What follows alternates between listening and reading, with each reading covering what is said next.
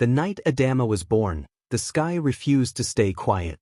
Rain beat the red earth of Imuru as though it was angry with the village, and thunder cracked open the darkness like talking drums calling spirits home. Women whispered behind closed doors that no child born on such a night would live an ordinary life.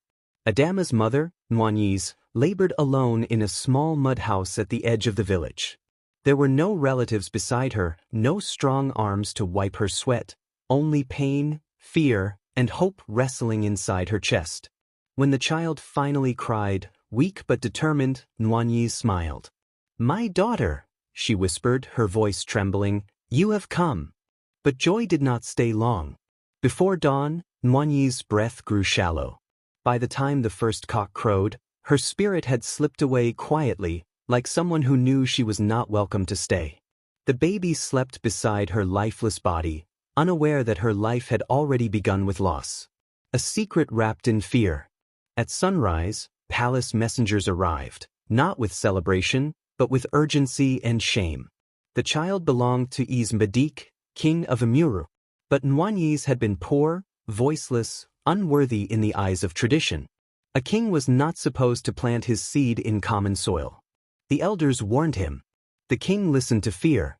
"Take the child away," he ordered, his voice heavy. "Let no one trace her back to me.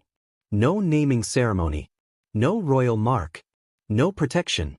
They carried Adama like a mistake that needed hiding and left her at the door of Mama Udoka, a widowed potter whose life had already been bent by hardship. Mama Udoka opened her door and found a child she did not ask for, wrapped in cloth too fine for her poor hands. She looked up at the retreating messengers and sighed. "So this is what the world has given me now," she murmured. She carried the baby inside. And the palace doors closed behind Adama forever. Growing where love was scarce.